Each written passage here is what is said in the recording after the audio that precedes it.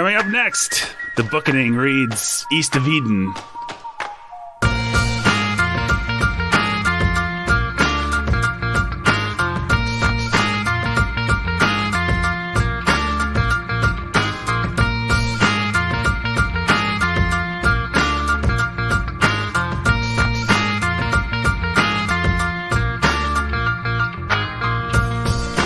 Welcome to the Bookening. This is our third in the series on East of Eden.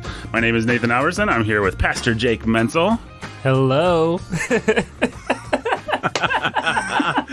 And Mr. Brandon Chasteen. Hey. That's how it's done.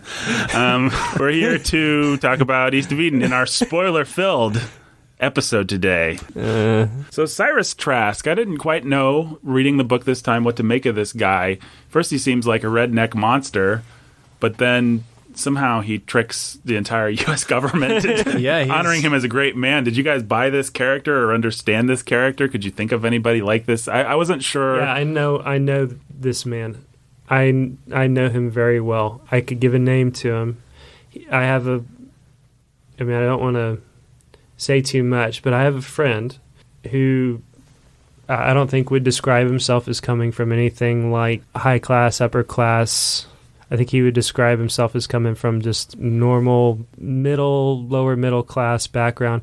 His dad built himself up, assigned himself the title of black belt in a couple of different martial arts, taught himself, started an academy, and read a bunch of Eastern literature and proclaimed himself an expert on Eastern philosophy and became a visiting professor at 2 different universities. Just purely through bravado. Yeah.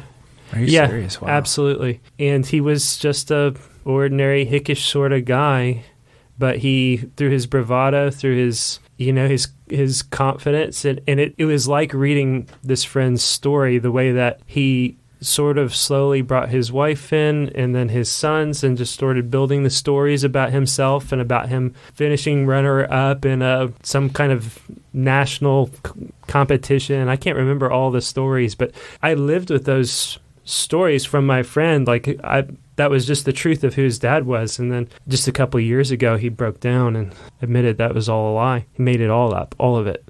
None of it was ever true. Huh.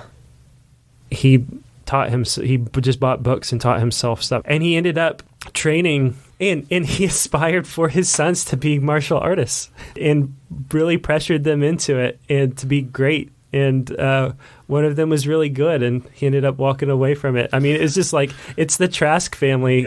That's insane. It is Cyrus Trask, and it's 2 boys, and it is Adam and Charles. Well, there you go. Yeah, okay. So yeah, Cyrus is absolutely. I know Cyrus Trask. I know him personally. I could tell you his name in a second. I'll say his name just for fun. We can delete it. No, I don't think Cyrus exists. I think it's very unrealistic. I should have let you say that before. You're an idiot, Brandon.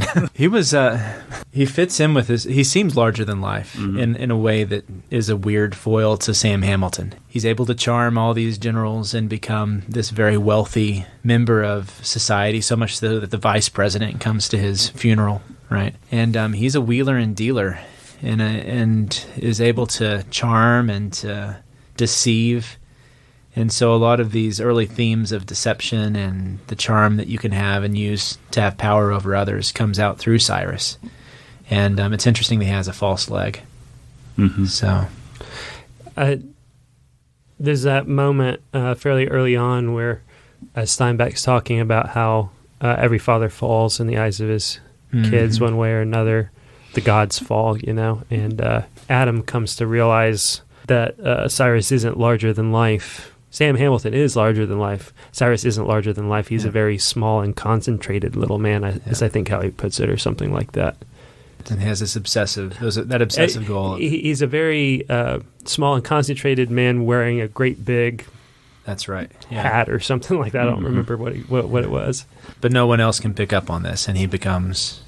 Charles can't pick up on it, but Charles isn't sophisticated the way that Adam is. Yeah. That's one of the interesting things about Adam. I don't know if we want to get into this, but Charles is simple and complicated because he understands his own evil Aaron is simple, and you see, I haven't quite wrapped my mind around it yet, but Adam sees things that Aaron could never see from an early age, but yet Adam and Aaron are both the same in that when they decide to project, whether onto Alice or onto Cyrus or onto Cathy, in Adam's case, or onto Abra. Aaron's case, onto Abra, then onto the church, then onto Stanford, they're able to project all the goodness that they want it to be into it.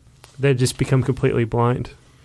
Yeah, I was going to say that it's interesting here where they're talking about the two sons and the way that they grew up with one another, Charles and Adam. Mm-hmm. Charles has said he had actual affection for his brother, but Adam had no ability to have affection. He just felt that Charles was useful, like a little diamond or something that a woman has, right? Because he could protect him.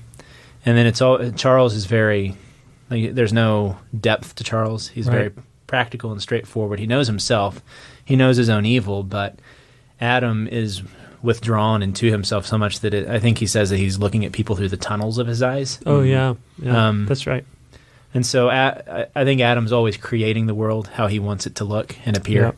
And so where this hurts him the most is when he gets involved with Cathy, right? Cathy's his Eve. Yeah. And he just makes her up, and she's telling him, I don't want to do this.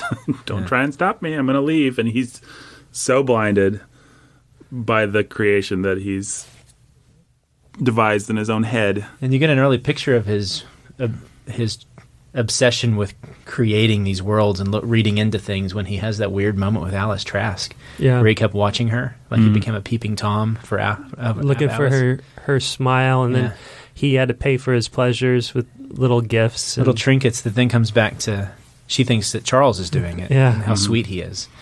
You just have to know him. It's a nice little soap opera Lifetime Channel moment. It's a very Hallmark. That sort of, I don't know, I think it was at home at my parents' house or in-laws' house for the holidays and watched that exact moment play out on the Hallmark Channel maybe 3 times. Yeah.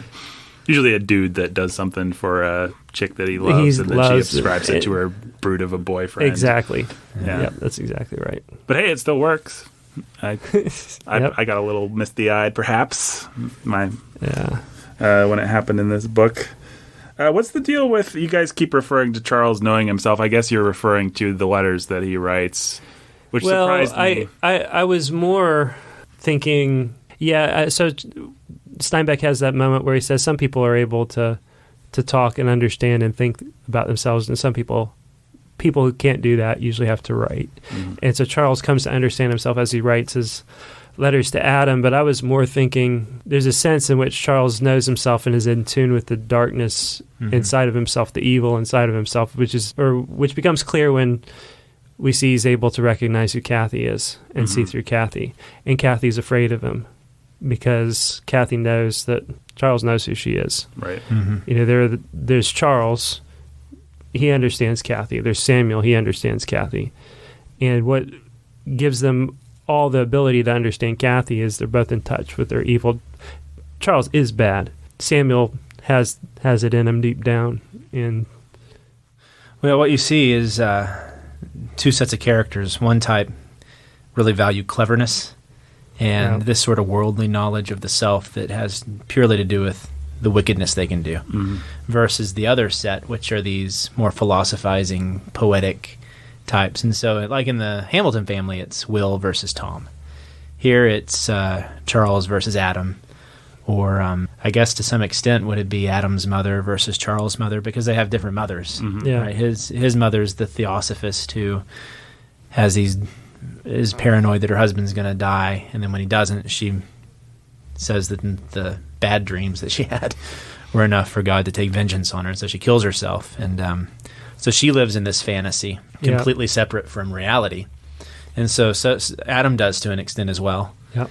But I think you're right, Samuel was kind of a gap between the two. Yeah, they're sort of like, really, you could think of them as photo negatives, right? So in the Hamilton family, the favorites, as Nathan pointed out earlier, are the ones that get ruined. And in the Trask family, it's those who aren't favorite that get ruined. In the Trask family, it's the practical ones that survive and thrive.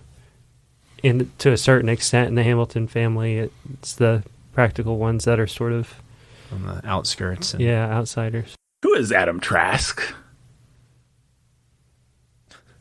Who is he? Yeah. Well, he's the. Here's the thing: is in that movie wanted to make this a story about Aaron and Cal. This is really a story about Adam Trask. This is his story.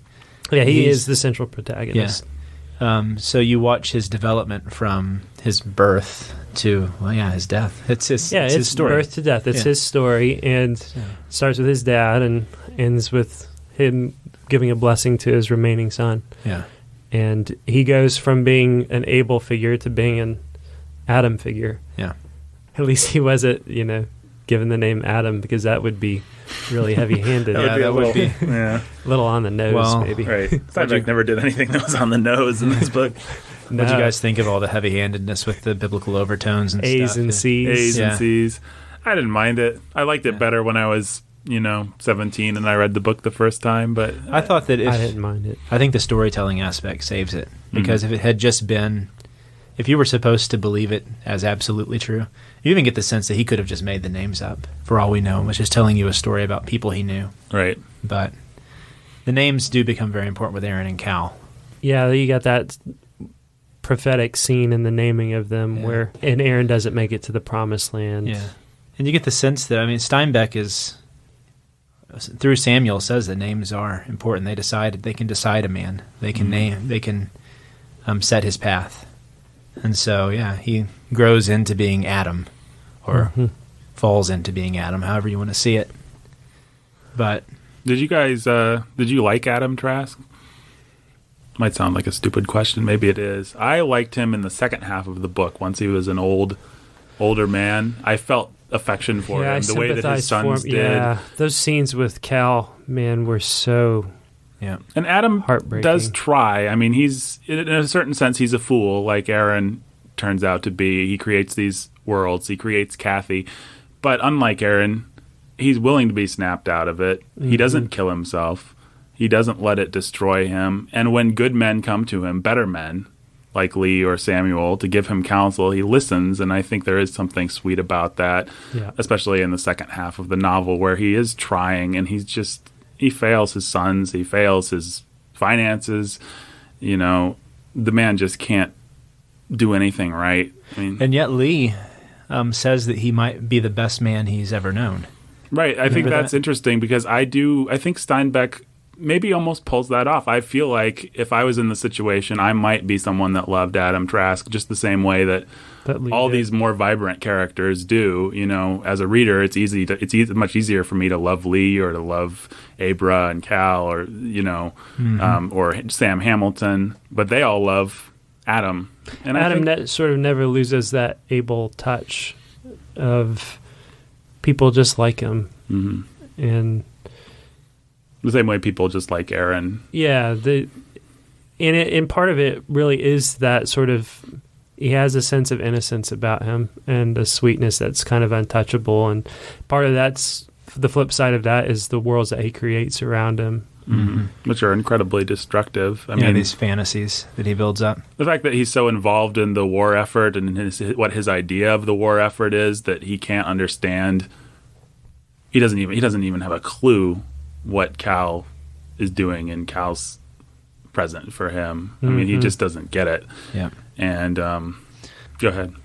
That's sickening, but one thing to remember in that scene is what Cal did amounted to war profiteering. It was bad. And if you read a little bit more about it. You have to remember that Adam, a part of the thing that caused Adam and Charles to fight was Charles accusing his father of stealing from the War Department, right?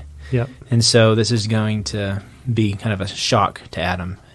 And here his son is doing exactly what his father did, bringing the profits to him again to live on this war profiteering. And so there's a lot behind that you can't forget in his response and reaction to Cal.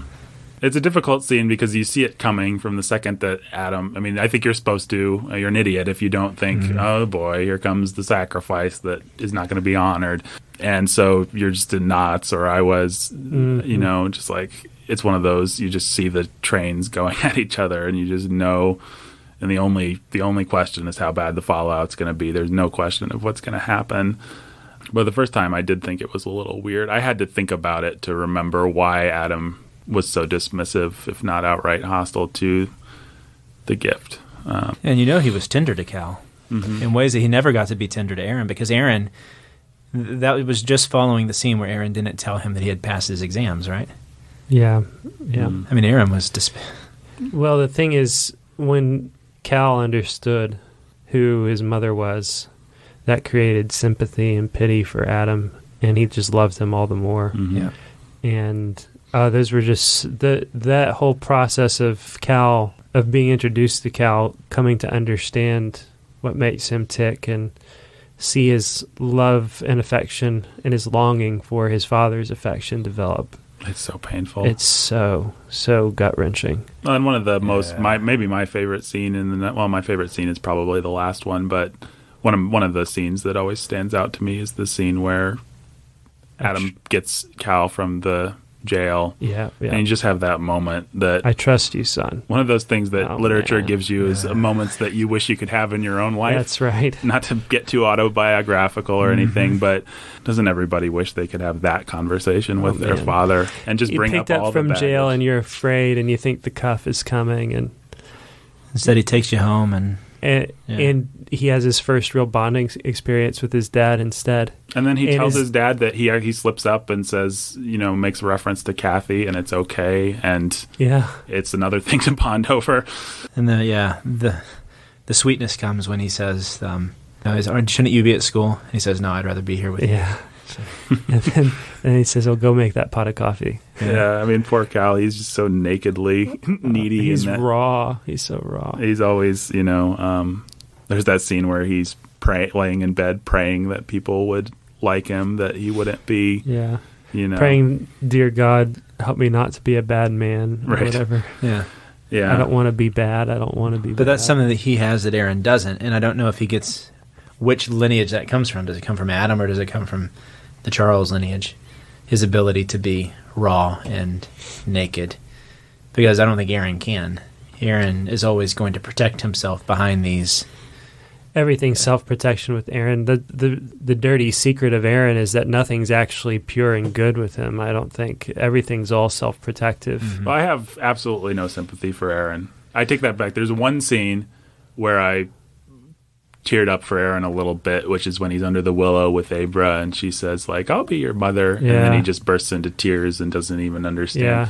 And of course, you got to feel bad for a kid there, but then he doesn't even understand what is going on in that moment. She's like, "We can play house. You can call me wife," and she grabs his hand and puts it in her lap, and he says, "Well, can I call you mother instead?" and lays down and starts crying. Creepy. He's like, and yet she stays with him I was for another surprised decade. that she played along. I expected her to be weirded out a little bit, but she was happy to play. Well, you get the sense play that the Abra, story. Yeah, she was forced to grow up and be older than she was because of a bad family. Yeah, her parents don't care about her. Besides that, it's just a pretty thing, to a lifestyle accessory. I really wanted a son, just in case you didn't know. Right. Yeah. Hey, this is my daughter Abra that I didn't want. Yeah. Hey, let me recite some poetry about her everywhere I go about how I didn't want her. Yeah. I don't know. Does anybody want to mount a defense of Aaron, or is he just a Well, I think idiot? that Aaron is exactly what. Well, I don't know if he is what Adam would have become, actually. I don't know if he's more like Cathy or more like Aaron. And Cathy puts up these protections around herself, That's too. right. So it was you who made. You should make your point. What was the point I made? About Cathy having the complete inability to see good. Yeah. Cathy sees evil everywhere. Yeah. She can't see good anywhere, and she can't trust that good exists. And Aaron, he does see evil, but it's dirty. He just wants to see good everywhere, so he decides he's going to see good everywhere, and he's going to project good into the things he wants to be good. Well, what's interesting about that, if I can jump in, is they're actually, both of them, mother and son, destroyed by definitively realizing that the moment that Aaron dies is the moment that he realizes there is evil. I come from evil. The moment that Cathy decides to kill herself is when it just finally clicks in her brain, there's something I never got, which is good. There's something that I missed. And it's a moment where you feel sorry for Cathy, or I did at least, where she's just like, what did I miss? And then she kills herself. Yeah. Well, it's because she hears it twice. She hears it from Adam when Adam has his first, victory yeah. over her. Mm-hmm. He says, do you ever feel that there's this thing that you, like a note you can't hear or a color you can't see? And then Cal, in that very, Cal's like you said, awesome raw with her. moment with her, Yeah. he asks, just tell me, do you ever get this too? And that's a heartbreaking moment with Cal. Yeah. Mm-hmm. I mean, good grief. Here he is, his mother, he could do anything. He could hate her, spit fire at her, and instead he just is trying to understand this. And also gain victory over her, which he does. Mm-hmm. Yeah, they He both does. end up They both feeling okay. They both look the devil in the face, and having looked the devil in the face, can say, I don't have to be you, Yeah. Mm-hmm. and I don't have to be ruled by you. And that's what Aaron couldn't do, And he's a fool. I mean, he's just... Well, you do. I think the place where I want to have sympathy for Aaron is I do think the door's left open to ask the question if things would have been different for Aaron if the truth had been told earlier in life and he had grown up, instead of being allowed to treasure from an early age the saintly picture of his mother that he built up and went to in his dreams. If he had reality. There's no question, I think, that if Aaron had had a father that actually took a hand... I mean, I think Lee did a good job with the boys, the best that he could. But, there's a certain level of... There's some line that Lee wouldn't cross or couldn't cross. Well, yeah, Lee was utterly committed to the truth. So there's the scene where he's telling about what happened to his mother and father. Oh, yeah. Mm-hmm. And then he says, his father would never tell him the story another way because the truth may be painful, but at least the truth is not destructive in the way a lie is. Mm-hmm. And you see that, and you see it with Adam. So what Aaron is lacking is he had no Samuel to come and punch him, right? Lee tried, but Lee couldn't quite live up. So Right, and his father was guilty of the same sin, just created the Aaron that he wanted. And nobody sent him really on his got the way. chance, right? He went off and went to war and died. And it is a despicable thing that Cal does in his essentially murdering Aaron. I mean... Yeah, but he I'm was also just angry. I'm with Lee, though, when Lee gets the letter and says, God, how I hate a coward. And I think Lee's talking about himself. Yeah. But I think he's also talking about Aaron. And most of the commentaries and notes that I read assumed that he was just talking about Aaron. I thought he was probably talking about both of them when I read. I thought he was talking about both of them and first himself. Yeah, first he's definitely talking about himself because he says, I won't go get it. I'm not going to answer the door. Oh, hell with it. I'll go get the advertisement. But he knows what it is. Then it's sitting there. Then he opens it, and then he's thinking about throwing it away, even, and not letting Adam read it.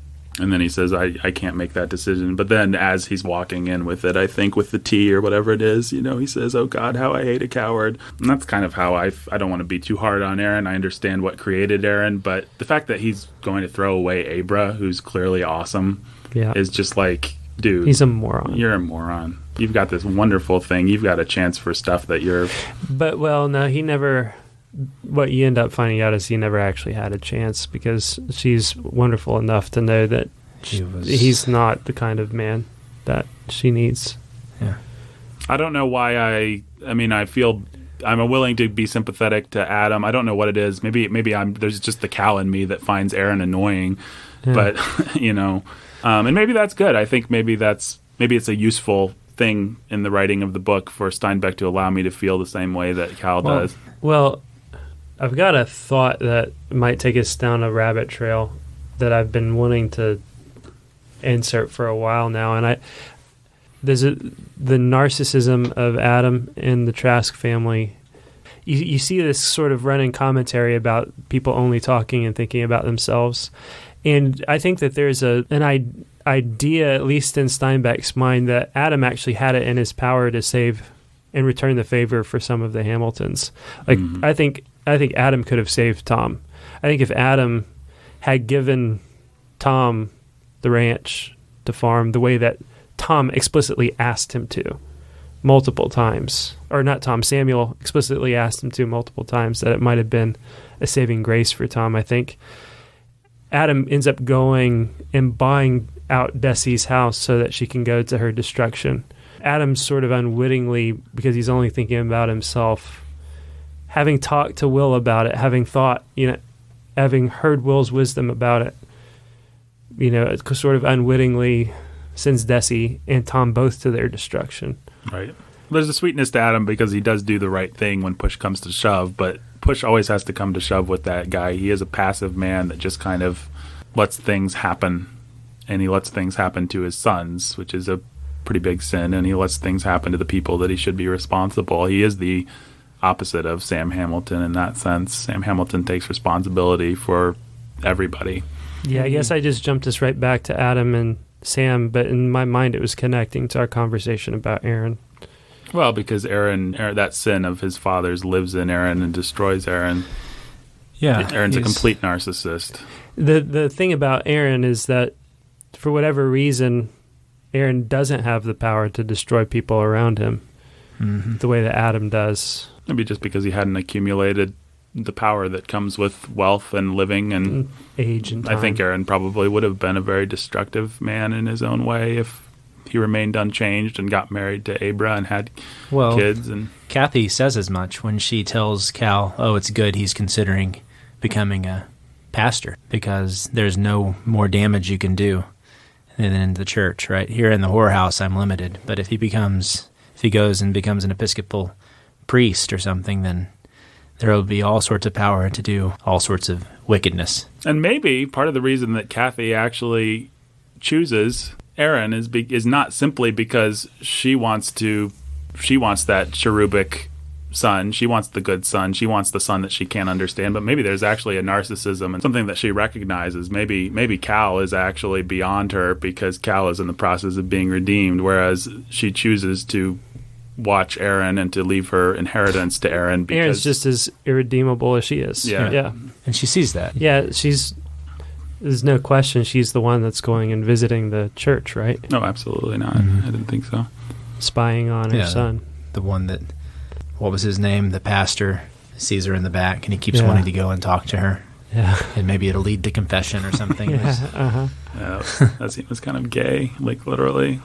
I think that I think it was supposed wasn't to be, that right? purposeful? There was Yeah, sexual tension in those with that. Well, you got to wonder about Aaron. He was grooming Aaron. Yeah. Is the sense I got. That's it's sort of an unspoken thing, but then there's also a sense that maybe you're reading too much into it. I couldn't quite tell. Which is always it was the appropriate thing, I think, especially for a guy that is emasculated as Aaron, who's willing to throw Abra away, which is Aaron's sin that makes me think makes me not like him. I wanted to go back. I kept wanting to go back and try to piece together if Kate talks about. I think at one point she throws a picture of a priest on a table or. I didn't get the implication that priest was. Yeah, I didn't think it was, but I just wanted to be sure that it wasn't that one. I don't know. While we're talking about things, whether or not are true.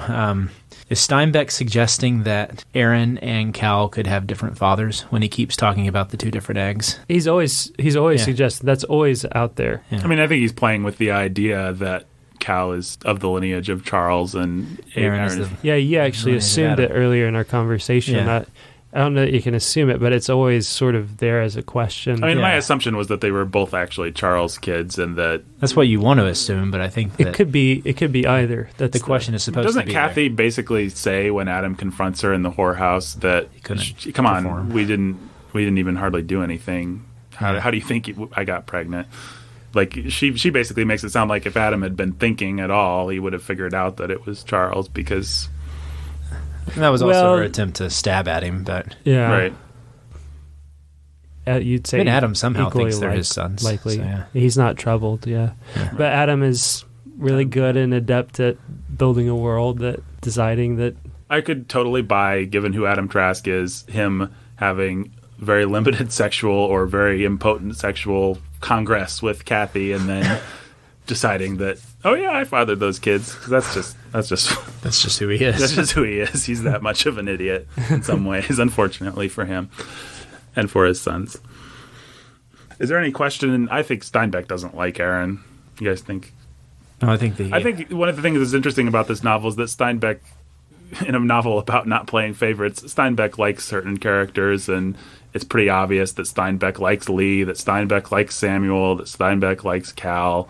He likes Adam. He likes Adam, and he gives those guys a lot of fun, interesting things to do. He gives them all of his quote-unquote good dialogue, and they get to spout off his wisdom about character and writing and stories and storytelling. Yeah. I've never minded that when an author plays favorites. Well, I think it's inevitable. Right. Yeah. Austin played favorites. Oh, absolutely. You could tell she hated Mrs. Bennet and had sympathy for Mr. Bennet, and perhaps undeservingly in both cases, as we discussed. And it tells you that the author's creating a world, and he's narrating this world. Obviously, there's going to be characters he's drawn to and repulsed by. And he'll spend a lot of time talking even about the characters he's repulsed by. I mean, Cathy gets a lot of this novel. A lot of exposition. Yeah. I wonder if he doesn't actually just like Cathy, though, in some sense. I think he finds her interesting, weirdly, pitiable. Some weird sympathy with her at the end, but he gives her the whole Alice scene where she's imagining that she's shrinking. Right. Yeah. Which I don't know. I don't know what I think of that. I don't know. Well, let's hold off on Cathy for another minute here. Okay. Let's cover the three. So we've got three major characters besides the Trasks. We've got Abra, Lee, and Cathy. I like Abra. Yeah, you've made that clear. I was going to say, if any young lady out there is a lot like Abra. If any lady has a full womanly figure. And right, Nathan Alderson. Wisdom beyond her years. Well, I think Abra redeems Steinbeck from the charge of having no clue what to do with his women. Like, all the other women in the book are either a monster or flat, a type. Two-dimensional. Except Olive, probably. Yeah, true. I mean, we don't get enough of Olive, though, except for the airplane story to really know much about. I mean, we know Desi, we know these characters, but in terms of the people we actually spend time with, Desi is just though you could say, if it wasn't for Abra, you could say, well, Desi is just, he took some of Sam's fairy dust and sprinkled it on a woman and gave her a dress shop instead of a blacksmith shop. Right, she's just Sam in a wig, basically. Yeah, Sam in a wig. Liza and Alice and Mrs. Trask, who doesn't have a first name, does she? No, she doesn't. She's Mrs. Trask. Are all relatively two-dimensional relatively characters. Two-dimensional, and in some sense. And then Cathy is straight-up two-dimensional. Right, and explicitly so. So you've got Abra, who I think you could accuse maybe of being two-dimensional, in that she's just like the supportive... She could be... I'm guessing, I haven't read any feminist theory papers about this, I'm guessing they could probably be pretty nasty about Abra and say she's just another wish fulfillment, character. But I thought there was enough to her, and I thought there were some very lovable qualities. I liked how she attached herself to the whole Trask family. Yeah. I found her... I liked her introduction. I liked how she feigned shyness inside. She went outside and she established herself, and then she got owned by Cal and couldn't figure out what to do. And then you sort of get to see her mature and come to know herself.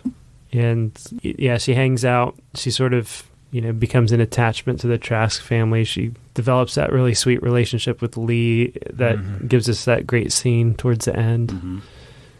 My second favorite scene, probably, actually. Where Lee asks for her to come and visit, or... When Lee says he wishes... When Lee says, I wish... I don't remember whether he first says, I wish you were my daughter, or whether she first says, I wish you were my daughter. He says it first. And then he says, why? And she says, because I love you. And Nathan tears up. It's really sweet. She says, I love you too. And then he runs out of the room and he goes and gets a present for her. Well, and it says like she hugged him and kissed him on the cheek, and it was something that had never happened to him in his entire life, which is just like really, it's nice. And he calls her darling in that moment. And he says, I've never said that word, or never called anybody that in my whole life. And you don't get, it's really well written in the sense that it's just not overly sentimental. I felt like it was just the right touch that you could buy into it. Yeah, it's more. If they tried to make the movie version of it, the music would swell. No, it would be bad. It's almost that. It's that Hemingway. I think we might be proud of that scene. All the excess fat is cut, and it's just stark. Yeah. It's just they say what they need to say. It reminds me of a Hemingway story or something. That's the only thing in the entire book that's probably does that. But yeah, that's one of my favorite scenes. So just the fact that Abra is in a sense Lee's reward for the end of his life of service is a wonderful thing about her character, because I do love Lee as well. So I don't know, maybe Abra is a little bit of a fantasy figure. Maybe I'm buying into the fantasy of Abra, and that's why I like her. But I feel like I've known women like that. I think she fits right in with the themes of the novel too. She has a father and mother who have failed her. Mm-hmm. And so but instead of building some sort of fantasy or becoming bitter and restless, I think restlessness is a big theme with the Cain lineage in this. Mm-hmm. She goes and she finds a home that she can be helpful in, and she finds a man that she understands and that can understand her, and she can see herself in, and it's a good setup. It's a setup for a good marriage. They can process life together and push each other in the right direction, and she can be the kind of rock that Cal needs. Yeah, because she will have loyalty. Yeah, and she'll understand him. She'll understand. She can be something of a Lee or of a Samuel, in a sense. She has those moments where she's like, no, it doesn't have to be that way. In the same way that Lee has his moments of stop it. Yeah, I mean, she's certainly, I think, what tips Cal in the right direction at the end. If it wasn't for her, I don't maybe see him going back to seek his father's blessing as much as Lee's done and as much as everyone's done to put him in a position where he can be redeemed. Being inspired by the love of a good woman never hurts. I've noticed in life when I've seen it happen to other people. At least in Hollywood. Well, yeah, in Hollywood. But I'd say in real life. How many people do you know that have done the right thing for the wrong reason? The wrong reason being a pretty head. And then they keep doing the right thing. Some of them don't, but... Yeah, it's true. What about Lee? Any thoughts about Lee? Lee is maybe one of my favorite characters in the book. Yeah, I love him. He's awesome. He's awesome. His loyalty, and when he comes back, when he goes to start his bookstore, and then he just... One of Aaron's only victories over Cal, wasn't it? Oh, yeah, because he said... He bet that Lee would come back. That's one of my favorite scenes, when he's trying to get the crud off the cast iron, and then he can't, and then Lee comes in and it picks up, takes right over, and he says he was lonely. Mm-hmm. Yeah. I wonder. And Lee starts to settle in, and he changes the whole house. And what was the sheriff comes in and recognizes that it was taken over by a false femininity that Lee had tried to make it feel like a home. Yeah, that's a really sweet. And I don't know, probably academics hate Lee. I think I read somewhere that a lot of the criticisms of after Cathy, Lee was the most hated because he was just the wise. The term is magical Negro, is what they call them. Right. The magical foreign figure that just dispenses wisdom. The black guy that's going to teach you how to play golf and lives his life just to make yours better as an empowered white person. Mm-hmm. But I don't give a rip about that. I think Lee's a very well-drawn character. I think Steinbeck has to kind of jumpstart his readers to get them into Lee. So you get a scene that Jake made quite a bit of fun of when he first read, where Samuel and Lee are talking, and Lee's like, I speak pidgin to a wise... I say really sophisticated things that sound really awkward. Right. Maybe not one of Steinbeck's finer prose moments there. But once you get past that first introduction where I think jump starting is the right way to put it. I think in Steinbeck's defense too, there were people. It was a more racist country back then, and maybe he did need to jumpstart it for people back then. I don't know. Well, yeah, you get. It's easy to look back and say, "Oh well, obviously." Yeah, it was these 60, things sound like 70 years ago. This was in the 1952. The things that Lee's saying, which sound like platitudes to us because we hear the liberal establishment say them all the time, would have sounded a lot more dramatic and dynamic and real and novel back then. You had Chinatown for a reason. People expected the Chinese to be a certain way, to speak a certain way, and for them to suddenly be just a normal American character like Lee turns out to be would have been shocking and disturbing and caused a lot of anger. I mean, the 50s, this was right before... you still couldn't marry outside of your own race without it being a big deal. In the North... You think in the 50s, when this was published, 52, you're still... a little bit away from a lot of the Civil rights revolutions that we're going to... Captain Kirk kissed a black woman in the mid-'60s, and it created a huge furor on Star Trek. That's just one random pop culture example of where we were. And this is 10, 15 years before that. Right. So, yeah, to have this Chinese character be this sympathetic would have kind of rocked some people's worlds. A lot of people who would have been reading the novel would have been these characters who would disregard Lee pretty easily, would just assume that he was a certain character. Mm-hmm. And so Lee says to protect himself, which is what happened with Chinatown too. He would take on the role that people expected of him. And I like Lee's dealings with all the casual racists that he comes, people just calling him awful names and stuff, the nurse at the end, and he's got a nice sarcastic way of just kind of dealing with it, of knowing that he's better than them in some ways and enjoying it a little bit. It rings true to me. Also, it rings true. I don't think he's supposed to be this Eastern philosopher bringing all the Eastern philosophy to America. He's not the magical sort of type. No, I mean, if anything, he is Elisha to, as you said, he just takes up the mantle of Hamilton's. Yeah. He's wise, but you get the sense that that's innate to his character. He's bookish. He likes to learn. He likes to study. I like the little touch of him becoming a little more crusty over time. Yeah, I love. Yeah. I mean, it's a nice touch to his character. Just him becoming a crusty, lovable. I mean, he is in many ways the father figure to Cal. That Adam couldn't be, and that's why. And the mother figure. And the mother figure, and the everything. Yeah, and Steinbeck uses him to develop the major philosophical themes of Tim Scholl. I don't even think we've talked about that yet, have we? Yeah, well, I'm kind of okay with not talking about Tim Scholl.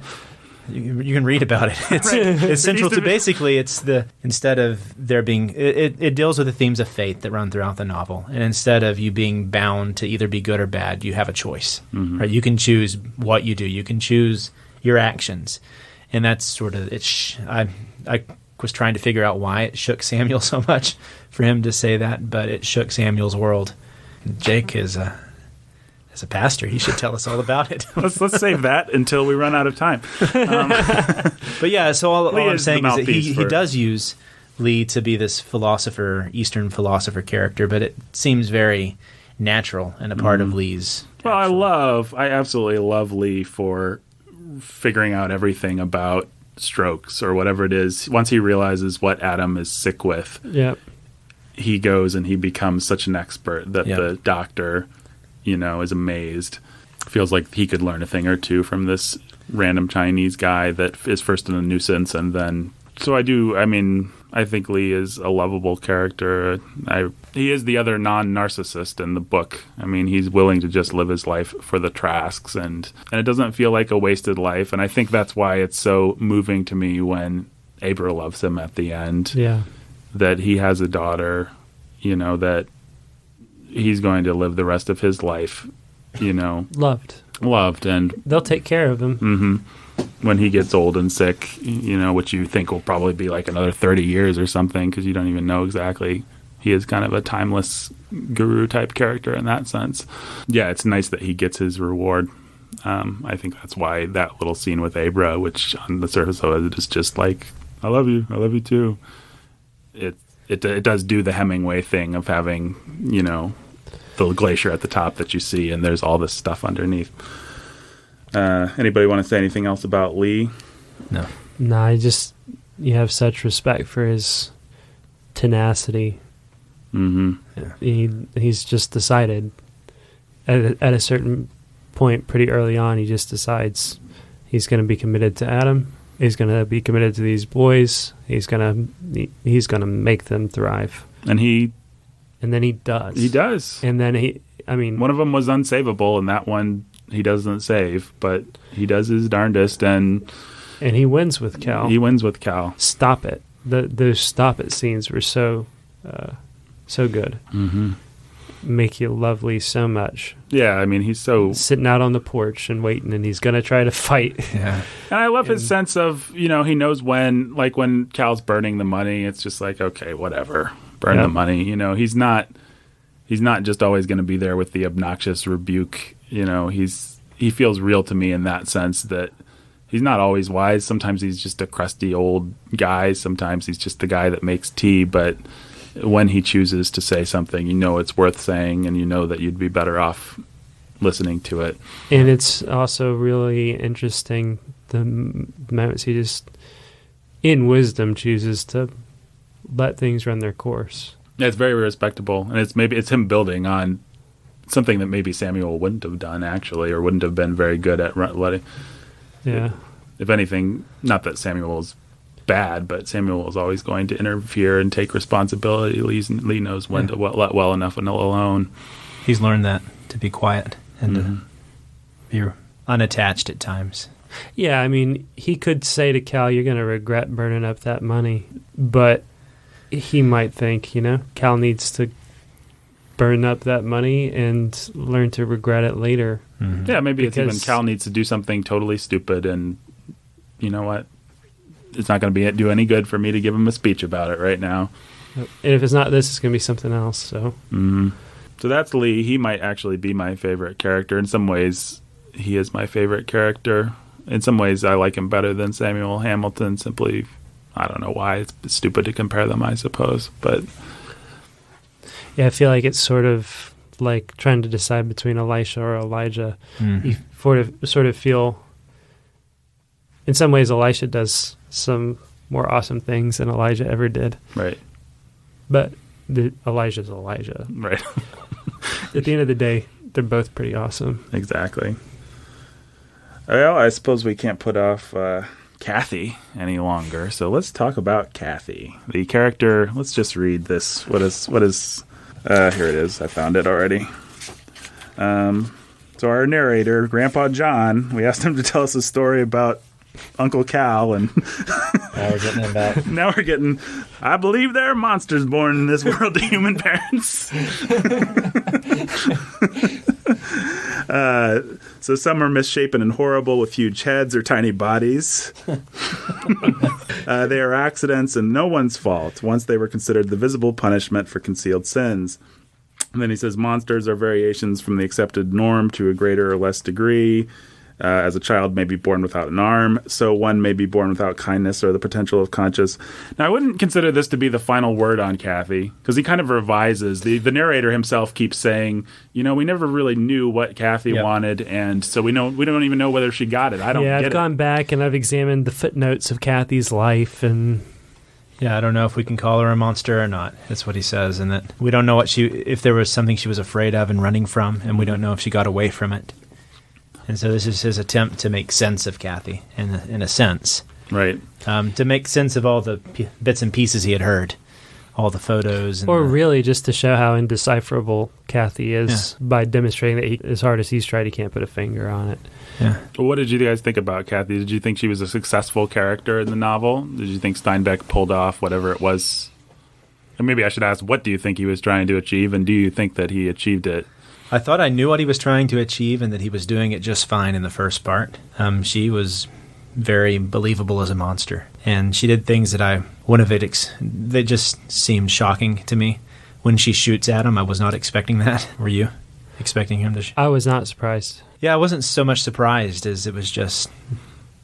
You can see why people actually did say this novel was salacious when you think about the fact she burns her parents to death. I mean, it's not like a big gory Stephen King scene or anything, but yeah. I mean, she takes Charles to bed. Yeah, she is a shocking character, and even though we don't get to see her, bondage club or whatever it is, we know it's something that is awful, and it's one of those what you don't see is more powerful than what you do kind of things, where the fact that we're not told exactly what goes on there makes it much scarier. Yeah, I guess to revise, it's not so much shock as it is you can't really believe that she's doing these things, but then you were told that she was a monster. And so, at the same time, you can believe that she could do these things. Well, what's up if the whole novel is about free will? Why is there this character, that we're explicitly told has no free will? Is she just the Satan figure? Is that who she is? Or the Lilith or the Eve, the twisted Eve character? Is she just a symbol, or does she work on a psychological level? It's hard to say. Certainly she is all of those things. And, the the serpentine imagery is a little over the top, even where he talks about her winding and the ways that she would lick her lips. And right. Well, then what were you going to say? You said the first half of the novel you were tracking with her. What happened in the second half of the novel that made you kind of wonder? She seems defeated earlier than I thought she would be. And she starts having doubts. And fears. If she's a pure monster, then why is Joe able to get to her? Why is guilt over, not guilt, but just fear of exposure over stupid Ethel? Well, she starts to fall apart. I think that part of what she's realizing at the end of, what ends up being the end of her life is that she's slipping. She would have done things differently with Ethel if she were. But it's interesting. Early on, you get with Mr. Edwards that she says that she would never lose control like that again. That the one thing she feared was losing control and a loss of control. And so that is her biggest fear, is that she will slip up and miss something, and that this world that she's so perfectly put together will no longer be under her rule. But it's interesting that fear ends up almost destroying her, maybe being one of the things that does destroy. That you would expect that if she had started out as a psychologically realistic character, but she starts out as a more sort of satanic. Yeah. Just her parents don't seem that bad, but for whatever, she wasn't beaten or molested or anything, but she's the devil. And then suddenly you almost feel bad for her at the end. I mean, you at least understand that she's in some kind of pain enough to kill herself. Well, she had never lost her confidence until, Charles shook her just a little bit. Samuel shook her. Adam bothered her. And then I think Cal actually ended up shaking her to her core, gave her the idea that there could be somebody out. What's your game? There'd be somebody out there that could beat me. There could be somebody out there weaving a web that's bigger and better than mine, and they're going to get me in the end. What's going on with Ethel? What's going on with Joe? What's going on with all these things? Which I suppose even if we just say she's Satan, if she's just a demon, if she's just evil incarnate, that still makes sense. I mean, that's how Satan probably feels, if we can know anything. I mean, he knows he's condemned. He knows... Mm-hmm. The demons beg Christ to cast them into the pigs because they know things aren't going to end well for them. So maybe the two halves of Cathy's in the novel go together better than I thought they did. It does seem to me to come a little bit out of nowhere when she's suddenly feeling regrets or fears, because she has been, outside of slipping up with Mr. Edwards, which is understandable. What this reminded me of, no, I can't believe I'm going to reference this, was Plato's Republic. With please tell us, Dr. Chastain. The tyrant, he talks about the different kinds of rulers, and the tyrant's the worst kind of ruler. And what happens at the end of a tyrant's rule is the complete control they've had to protect themselves begins to crumble, and so they live out their lives in paranoia. Mm-hmm. Yep. Complete, absolute paranoia. And that's how she ends her life, is in this paranoia that Joe's going to get her. And Joe's a moron. She does. I mean, she used to chew up and spit people out like Joe. All that she's done. Yeah, you get a life. sense that Joe is shot and he's dead. He's gone. He really never had a chance. She destroys Joe just like as a screw you to Joe. She's just like, I'll destroy. Even in dying, she can just flick Joe like we would flick a fly off of us or something. Yeah, she had nothing to fear from Joe, and yet. Yeah, she does end in paranoia. And so that does give her some reality and some depth. And you get the sense that the reason she left Adam in the first place is because she could not believe that anybody could be sympathizing with her at all. She felt that Adam he was either stupid or he had to have an end game. Mm-hmm. And so she was going to get out of there. And so she had this rule that she lived her life by. And the question is where it came from, because we don't know. Mm-hmm. And at first he says, well, maybe she's a monster. But then, like you said, he revises it and says, well, maybe something happened that we just don't know about. Yeah. I've thought a lot about whether it's a failing of the novel that... I mean, if Steinbeck just gave her an abusive dad, then we'd all be okay with her character. Then we'd all have something to, to sympathize, to understand, to wrap our heads around. Oh, that's why... And what he wants us to do is have this conversation and ask the question, is the devil real? Right. Mm-hmm. Well, you referenced Plato. The thing I kept thinking of was The Dark Knight, because that's our generation's villain in that mold, I suppose. the character who sort of makes hay with the whole idea of you want to know how I got these scars. It doesn't matter how I got these scars. I'm just crazy. Some men just want to watch the world burn.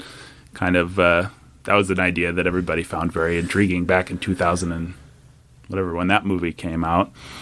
And she's that kind of a character. I don't know. She's marked.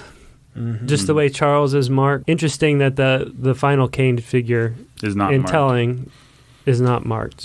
That Cal's not marked. But he is the only one who's worried that he's going to carry on her.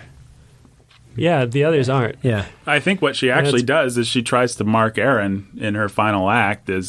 Everyone's been marked by money. Adam got this money from Cyrus, this ill-gotten money, and perhaps there's something good in Adam that he ended up just idiotically losing it. I mean, perhaps that speaks well of him because he's sort of just, I had the mark of Cain, and no, I don't. I gambled it and I lost it.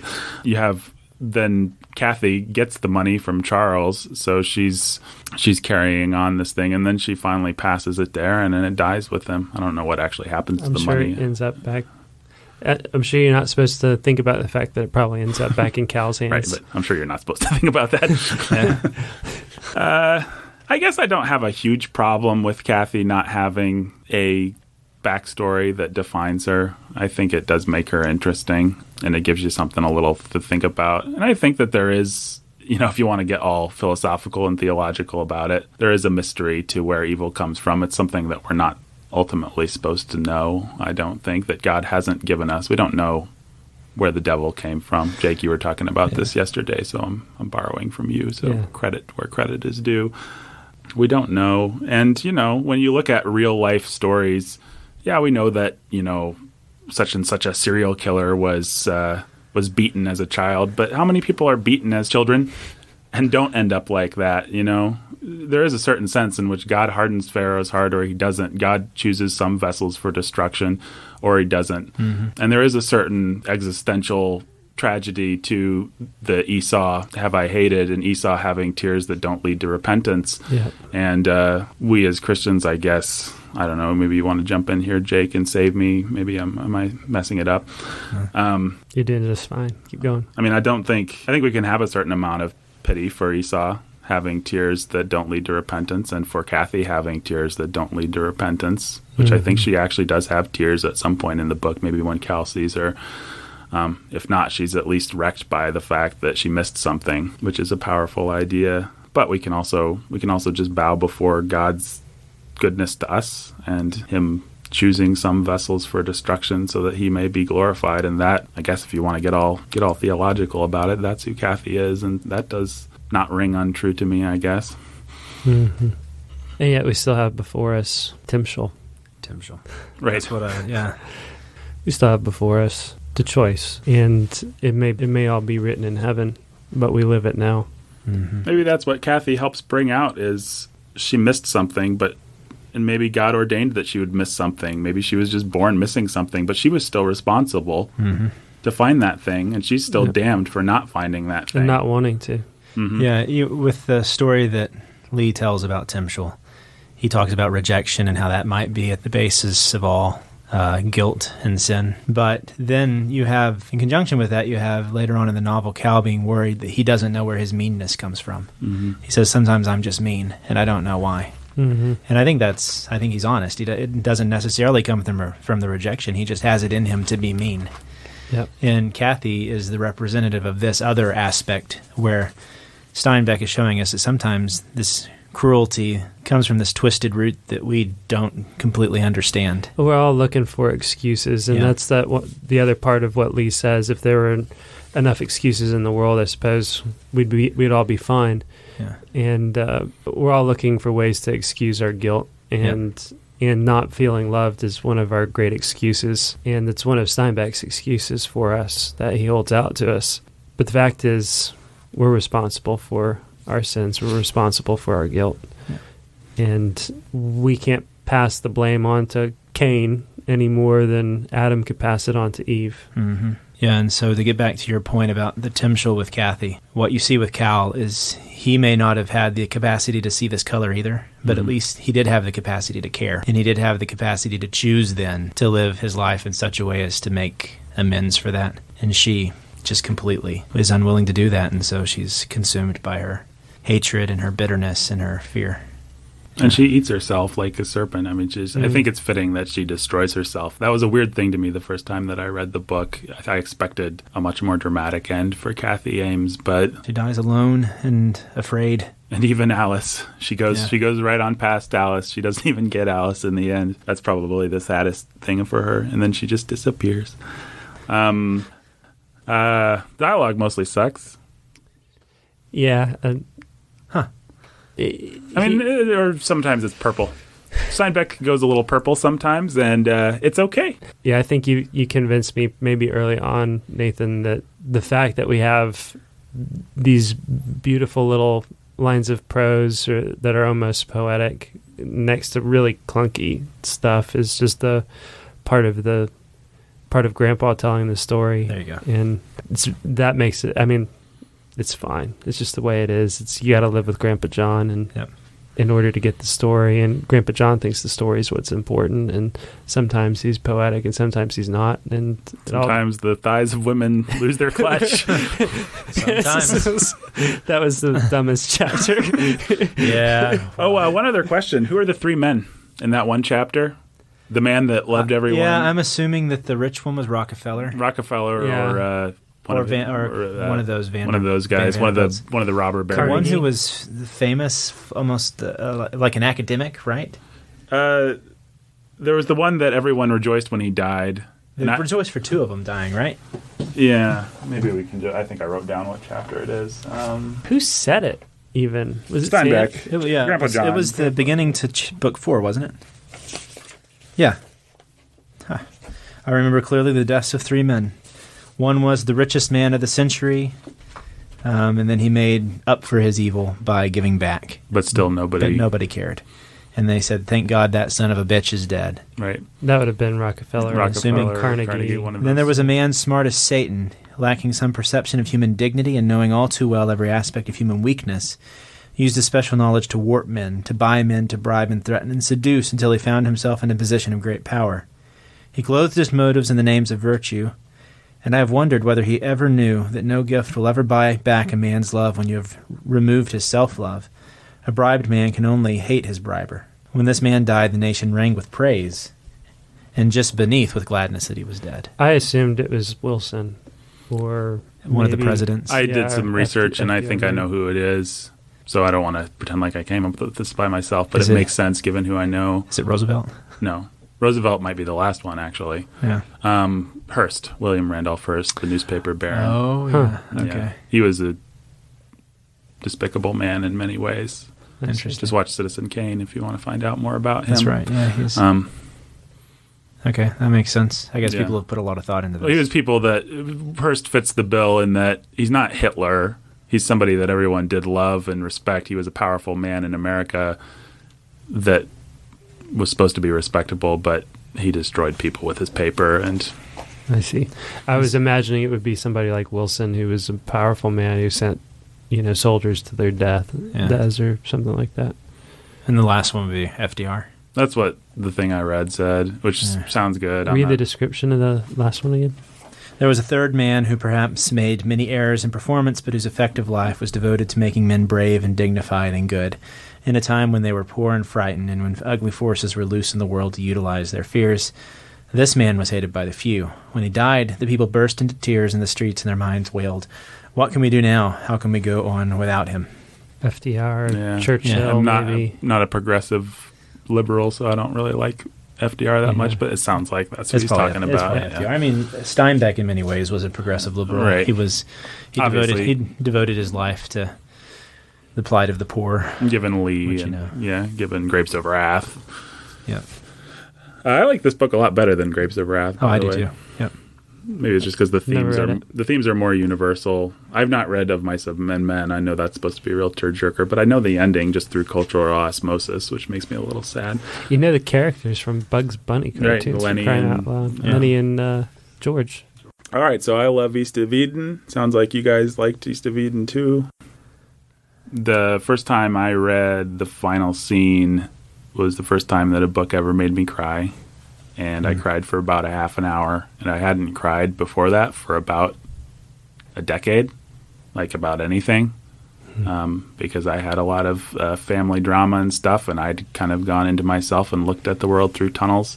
And this book is special to me because it was, I don't know, it was part of God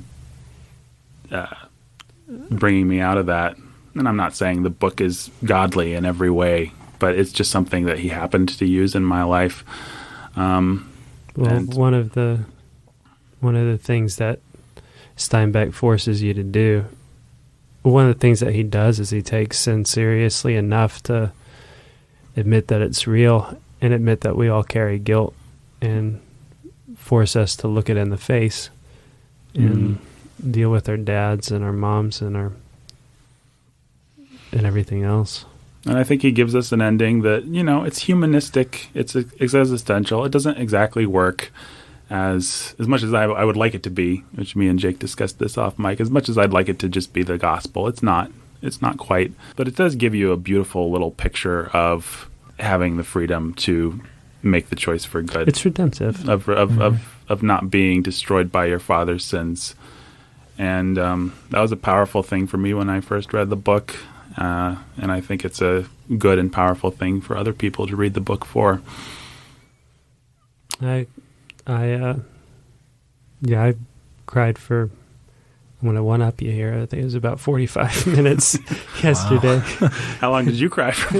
I didn't cry for that long. Sorry, guys, but I'm heartless. It was often, I had my moments of composure, and it took about 45 minutes, I think, to get over it. I cried for 45 minutes this time, actually. And so you have accumulated crying of 75 minutes. You got me beat. Wow. I actually cried, and I said a prayer for my dad, and I sent an email to a father figure in my life that said, "I love you." And he probably thought I was drunk, but I hadn't had a drop. Because I don't know. Yeah.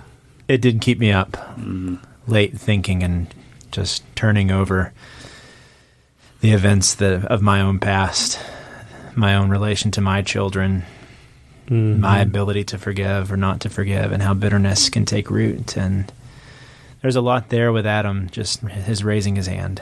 That's just completely released, and then you realize his ability to do that, and then he gets the gift of being able to sleep. And what that is, just in the whole narratively, it's wonderful. Just the pacing of it. Just there's a speed to it and an urgency that builds, and it's an appropriate release to the novel. That's the other thing. I remember being in real suspense, and it's such a weird thing. Usually, you think of suspense as being like, will they die or not? But I was in suspense as to whether Adam was going to be able to give Cal his blessing or not, and I was waiting to see. And I knew Steinbeck was probably going to give me a happy ending, but there was enough doubt in my mind that it paid off. In a big way, obviously, for me. Yeah, and it was really good that Adam was the one that gave Cal the freedom. I had assumed that Cal would find it, that Tim Schultz would be the last word of the book or whatever, but I just wasn't quite sure how it was coming, and I was really trying hard not to think about it, because what I always do with books is I arm myself by deconstructing plot so as to protect myself, from... Me and Jake laid out the entire Star Wars movie down to the thing that happens to Han Solo and who does it and how it happens. Yeah. Before we saw the movie. We knew that the lightsaber would be off and then the lightsaber would be turned on. And it would shoot through. We knew that droid would have a plot element that everybody wanted. We figured out the whole thing. Wow. And it made the Star Wars movie slightly less fun. Star Wars movie. Yeah, we're not going to do it for the next one. Yeah, we already agreed after we saw it. Well, it was just. And Jake was trying to not do it for East of Eden. I had to keep. You may not be able to do it for Dostoevsky. I will say that. I've read the first chunk of The Idiot, and I have no idea where it's going. All right, so I love East of Eden. Yeah, it was great. Anything else you want to say about it? I think everything's been said that should act as a closing thought for me. It'll help you process a lot of things. You've got daddy issues or brother issues or sin issues. If anybody out there are issues. sinners, I don't know if any sinners listen to this podcast, but I guess if you're a homeschooler, you're probably not a sinner. But We already alienated all of those. All the homeschoolers are already gone. yeah. Well, this is the kind of novel where if you aren't moved by the ending, you should probably be worried that you might be Aaron. Or Cathy.